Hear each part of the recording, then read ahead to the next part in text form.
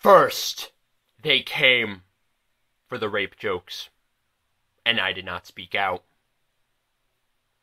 Then, they came for the bondage porn, and I did not speak out. Then, they came for Duke Nukem Forever, and I did not speak out.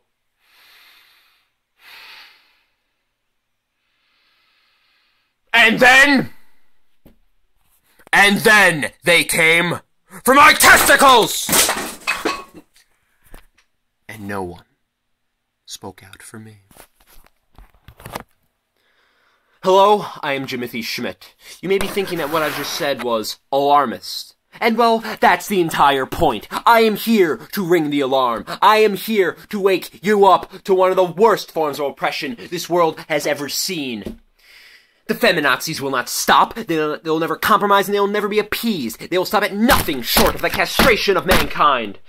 The Neville Chamberlains of the world may have thought that giving women the right to vote would appease the feminists and their insatiable bloodlust. But it didn't. It couldn't. The feminazis did not stop there. We conceded an inch, and they took a mile. And it's about time we push them back to the boundaries where they belong. We need brave men to stand at the front lines to stop vulvascism from spreading like a cancer. Now let me take a moment to take a step back and clarify a few things for you folks. First of all, I am not against women having the right to vote. The problem comes after women are allowed to vote, because it's only a matter of time before they begin telling men what to do, subverting our freedoms, if you will. Now, I wish we can live in this perfect world where we give women these amazing gifts like the right to vote. And they would be grateful for that. And they would just shut their mouths. But no, they took our precious gift and they spit it back in our faces by demanding more. They carry on like spoiled children who want their parents to buy them another candy bar. And guess what? We are not going to buy that candy bar. I mean, just look at all these communist laws that they passed to force hardworking American employers to allow women in the workplace. What about the free market? What about liberty? What about the American dreams? What about the founding principles that this nation was built on? Do feminists care about these things? No, they care about power. And you might be thinking, oh, that's all in the past, folks. But guess what? This is continuing. I really wish I could return to that blissful apathy, though. I actually envy some of you guys. I wish I could just go back to sleep and join you, folks. But I'm awake now. I'm awake. And I want to wake you up. I'm awake to the fact that we are losing more and more ground every day to the feminazis. Soon we will be like Poland as it was swallowed up by the Nazis and the Soviets. We have the feminazis invading from the west, and the Mangina Union partitioning our land from the east, and soon they will have it all. And that is because there's nothing that they will not put their filthy hands on. Our TV shows, our video games, our sports, our language, even our own history. They want to take it all from us. Oh, you don't believe me?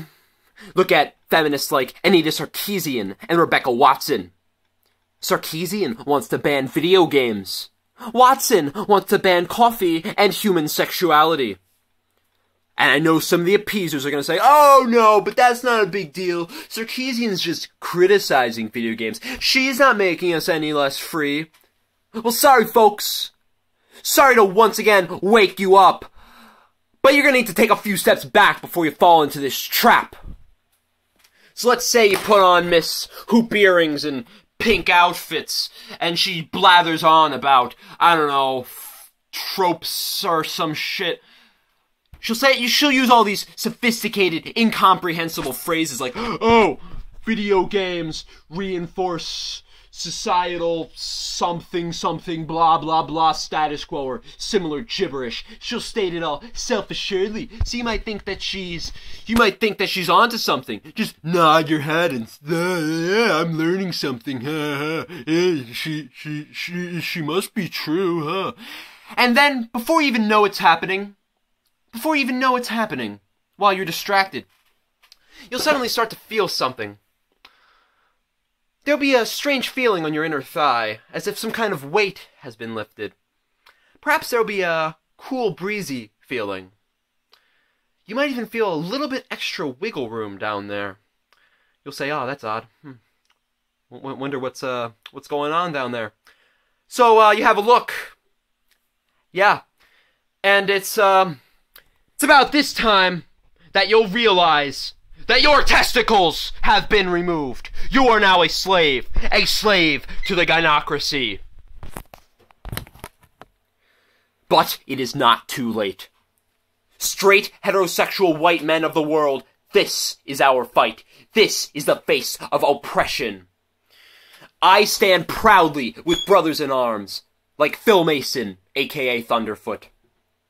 When organizations put up guidelines on their sites against sexual harassment, Phil put his foot down, and boy did we hear the thunder. He said, "Sexual harassment is a non-issue. Stop whining."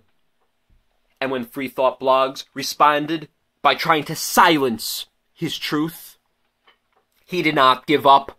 He exposed the feminists as Stalinist oppressors who violated his inalienable right to contribute content on their site. And he did not even stop there. When feminists promoted these vicious anti-rape campaigns designed to vilify all men, he said no. He said, rape is already illegal, so stop whining about it. He said that there is nothing society can do to lower the prevalence of rape outside of what has already been done, so just dress differently to lower your likelihood that you will be targeted. And he said something else. Something much more important. Women, if a man isn't performing well in bed, that's not rape. That's just bad sex. It's important that he brings this up, because as many of us men's rights activists know, false rape accusations are a central pillar of the gynocentric framework of society. The way it works is very simple. Let's say a man and a woman are having sex, and the man is not good enough to please his empress. She can ask him to stop. And when he continues to have sex with her regardless, BAM! He will be branded as a rapist, and he will be destroyed by the so-called justice system of our cuntatorship. It's a disgrace! It's disgusting! But thanks to Phil Mason's brave work, we can dismantle this pillar of gynocracy and watch the system crumble. So, if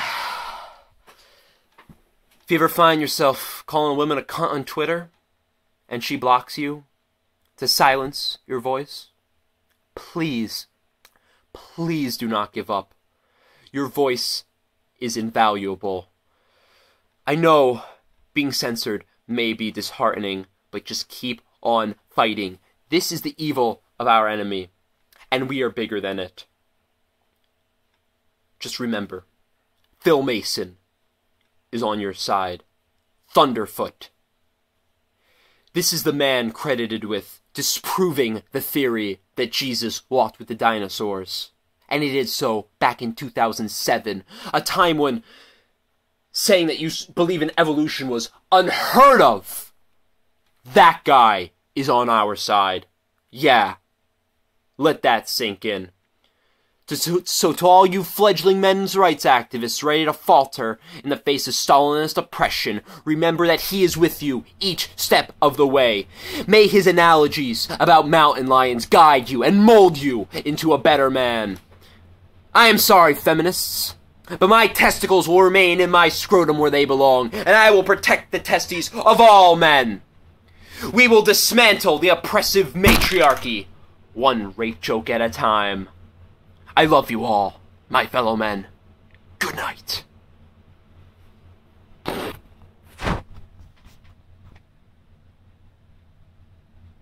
And to all you feminists out there, watch your back, because the testiculation has only just begun.